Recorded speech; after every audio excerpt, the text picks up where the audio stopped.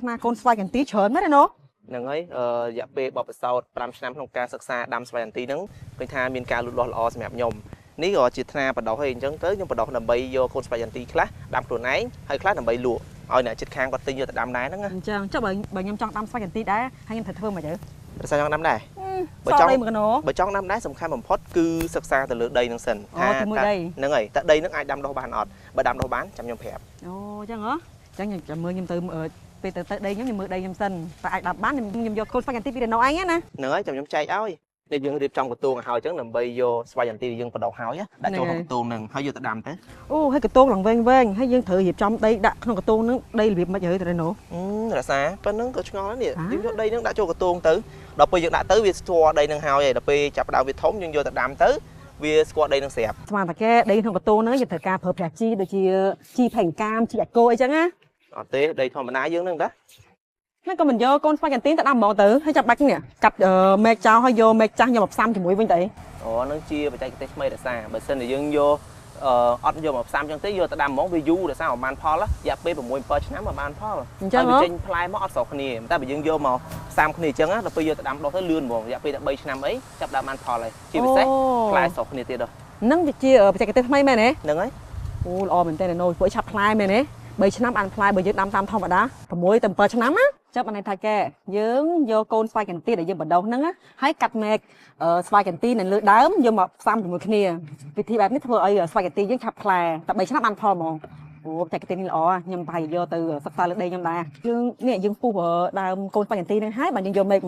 កលើដើមមកផ្សំបន្ទាប់មកបានយើងរុំនេះថងផ្លាស្ទិកនេះអញ្ចឹងហើយដល់ពេលដោះមកមិនទៅវាឆ្លុះថងម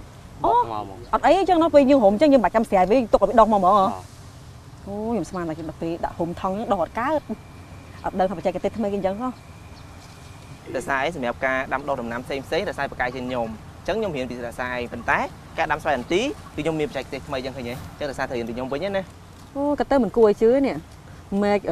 ះមែកខាងលើនិងខាងក្រោមខុសគ្នាគ្រាន់ពុះមកផ្សំជាប់គ្នាយកថងមករុំដោះកើតដែរក៏ប៉ិតបងប្រុសខាងនេះក៏ប្រាប់ថ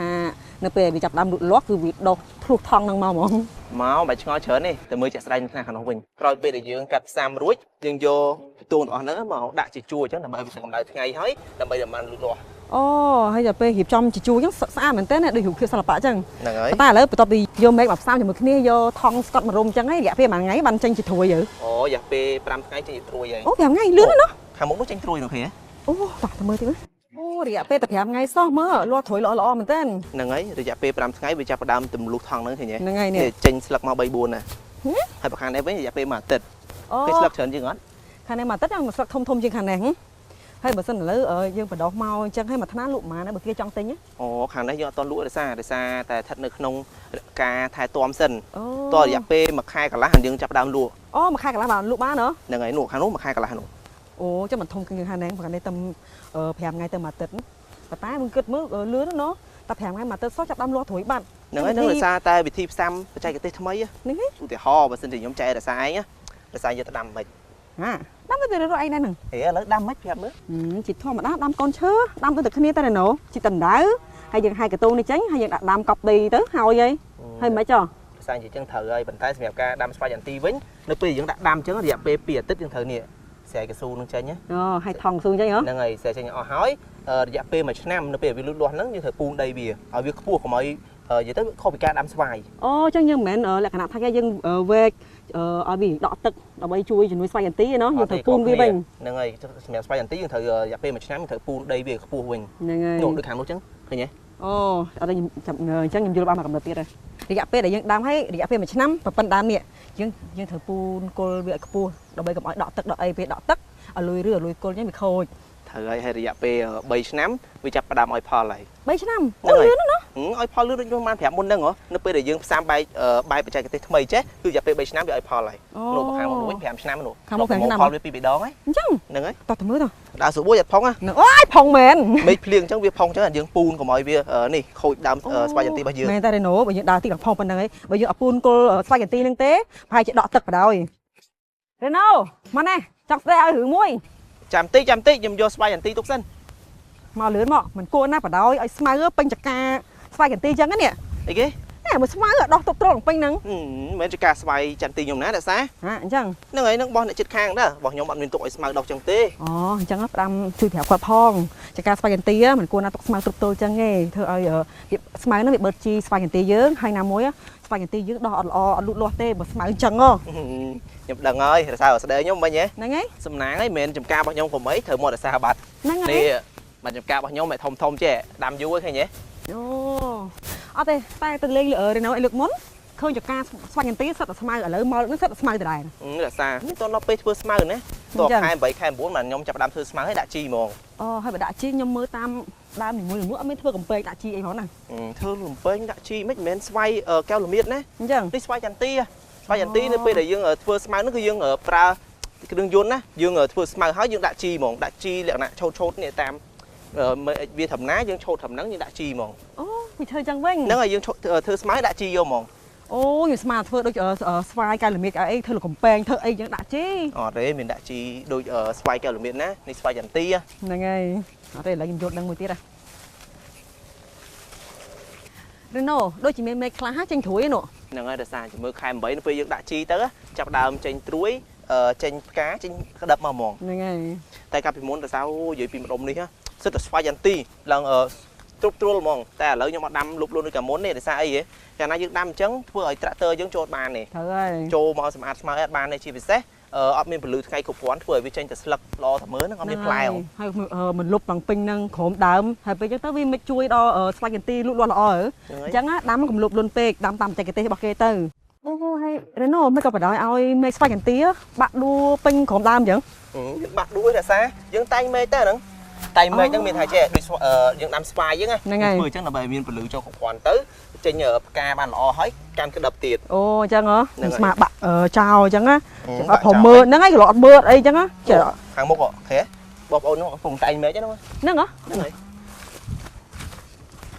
ដើមនេះមិនហ្នឹងដួងស៊ីមិនមកកាប់ចោលអញ្ចឹង អូនេះយើងកាត់ចោលដោយសារអីដោយសារតែសម័យឥឡូវយើងធ្វើស្មៅដាក់ជីអីយើងមានគ្រឿងយន្តណា ហ្នឹង ត្រា ហើ ក់ យ ទ័រអីយើងបើកចូលទៅវាទើសអញ្ចឹងទៅយើងកាត់ចោលទៅមកវាទើស អត់ទេកាប់ចោលវាត្រូវហើយប៉ុន្តែរណូឯងកាប់ខុសបច្ចេកទេសគេហើយ កាប់ខុសមិនកាប់ដាច់ឡើងស្អាតនេះឃើញទេហើយយើងបើកត្រាក់ទ័រចូលទៅវាអត់ទើស ខ្ញុំដឹងតែអត់ទៅហើយនៅពេលកាប់ចឹងគឺកាប់ខុសបច្ចេកទេសហើយពេលភ្លៀងមកវានេះហើយវាជ្រាបចូលក្នុងពុកដើមមកវាខូច អូវាជ្រាបមកវាដក់នៅហ្នឹង ហ្នឹងហើយ ហើយចុះកាត់មិនវិញហើយ បច្ចេកទេសគេកាត់គេកាត់ទៅនៅដើមគេនេះគេទុកប្រវែងនេះប្រហែលជា អូកំលៀតឆ្ងាយពី វា ដើ ឆ្ងាយ ម ពីហ្នឹងហើយចឹងណាហើយមកគេកាត់ចេះ អូកាត់ប្រឆិតចេះវិញបើទឹកវាដក់ចូល ទឹកដកចូលឯហ្នឹងហើយហើយគេមានផលិតផលមួយយ៉ាងលាបលើកន្លែងស្នាមកាត់ហ្នឹងណាចឹងធ្វើឲ្យដើមឈើវាល្អវាអត់ពុកក្នុង អូល្អណាស់ ហ្នឹងហើយតែឥឡូវបើសិនតែរេណូឯងកាត់ខុសបច្ចេកទេសចឹងហើយហ្នឹងហើយខ្លាចមានបញ្ហាឥឡូវរេណូឯងយកដីមកលាបបិទឡើងហ្នឹងហ្មងហ្នឹងហើយញីលើហ្នឹងមកញីឲ្យពេញ អញ្ចឹង ហ្នឹងហើយណាញីឲ្យសពយើងធ្វើអញ្ចឹងគឺយើងជួយដើមឈើមែកណាដែលយើងកាត់ហើយយើងអត់ត្រូវទឹកភ្លៀងទៅអីចឹងណាដល់ពេលបើយើងទុកចោលប្រហែលយើងខូចចិត្តបើយើងយកដីបិទចឹងទៅវាអាចជួយបានអត់លួយពុកដល់ក្នុង អូយ៉ាងណាជួយបានខ្លះដែរណោះ ហ្នឹងហើយតែរេណូឯងកាត់ខុសបច្ចេកទេសហ្នឹងតែលើក្រោយបើតែងវាលើក្រោយកាត់ឲ្យត្រូវហើយមានរហោផលិតផលលាប ណ៎ឃើញទេចាស់ស្ដែងនេះគឺជាកំហុសរណូឯងកាប់ឆ្នាំមុនមែនទេនេះមែកនេះ ហ្នឹងហើយ ណែមើលឃើញទេពុកផុយហើយមិនតែប៉ុណ្ណឹងមានដួងស៊ីទៀតអូមកពុកអូកាឌីទៀតនេះ អូសុខកាឌី ណែឃើញទេពុកហើយសិតកាឌីទៀតមកពីរណូឯងកាប់ខុសបច្ចេកទេសលើក្រោយកាប់ធ្វើមិនក៏ដោយសល់ដើមមកចង្អាមពីចង្អាមមកហើយកាប់ចេប្រឆាត់ចេដល់ពេលកាប់ចឹងឃើញត្រូវទឹកភ្លៀង អានេះដូចត្រូវទឹកភ្លៀងចឹង ហ្នឹងហើយអត់មានយកដីបាត់ហើយអត់មានយកផលិតផលអីមកលាបទៀតអើយរណូស្ដាយមែនតើចុះបើឧទាហរណ៍យើងមើលអត់ទាន់មិនស៊ីដល់នេះខូចដល់ក្នុងងាប់ម្ដងមិនទៅ6 7ឆ្នាំណា 6 7ឆ្នាំមកបានប៉ុណ្ណេះដល់ពេលយើងអត់មានការថែទាំដិតដល់ធ្វើឲ្យខូច នេះឡើយជួយនេះអូយទៀតហើយរណូ បែអីដែរចា អូអត់រួងត្រូវទៅរកផលិតផលណាមកជួយការពារវាលឿនអូយណែគុកកន្លែងអូរណូស្ដាយមែនទេនេះដាំស្វាយកន្ទីតម្រាំយើងដាំបានធំប៉ុណ្ណេះណាតូចណាស់ក៏5 6ឆ្នាំទៅ10ឆ្នាំនេះហើយមិនកាប់ចោលអញ្ចឹង ត្រូវរសារ5 6ឆ្នាំប្រហែលធំប៉ុណ្ណឹងប៉ុន្តែហេតុអីខ្ញុំកាត់ចោលហើយដោយសារតែវាមានជំងឺហៅថាដួងស៊ីអញ្ចឹងទៅបើយើងមិនកាត់ទេវាឆ្លងដល់ដើមផ្សេងហើយស្វាយចន្ទីដែលយើងកាត់ហើយអញ្ចឹងយើងទុកធ្វើជាអុសដុតអញ្ចឹងទេអ្នកចិត្តខាងអីសុំចែកយកទៅដែរហ្នឹង អូមានអីអញ្ចឹងតែម្នាក់អូរណូ ដើមនេះដួងស៊ីខ្លាំងៗមែនតើហ្មង ហ្នឹងដូចខ្ញុំប្រាប់រសាយអញ្ចឹង ហើយចាំមិនក៏បដ ாய் ឲ្យដួងស៊ីដើមស្វាយកន្ទី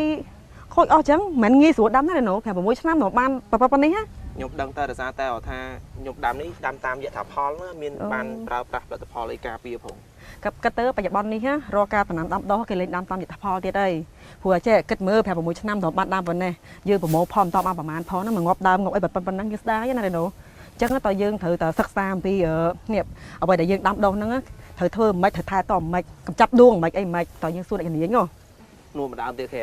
ខ្ញុំទៅកាត់ចោលហ្នឹង អូយរណូស្ដាយដល់ហើយដើមឡើងធំប៉ុណ្ណាហើយកាត់ចោល បើដួងស៊ីអី អូយស្ដាយរណូដើមធំមែនតើបើតាមខ្ញុំស្មានតែឆ្នាំយ៉ាងហោចណាស់ក៏ដាំពី7ឆ្នាំដល់8ឆ្នាំដែរមែនទេ ហ្នឹងហើយដូចរសានិយាយចឹងដាំ7ឆ្នាំហ្នឹងឥឡូវខាតអស់លីង អញ្ចឹងរណូឯងត្រូវសិក្សាពីវិធីថែទាំស្វាយកន្ទីនេះម្ដងទៀតជាពិសេសគឺវិធីដែលយើងកម្ចាត់ដួងកុំឲ្យស៊ីដើមស្វាយកន្ទីយើងខូចអញ្ចឹង នោះខាងនោះមួយទៀតអត់ឃើញទេ អូហើយដើមធំនេះនេះគិតមើលបើយើងតាំងពីដើមមករហូតដល់ឥឡូវមិនតិចឆ្នាំទេរណូដល់ពេលកាប់ចោលចឹងស្ដាយ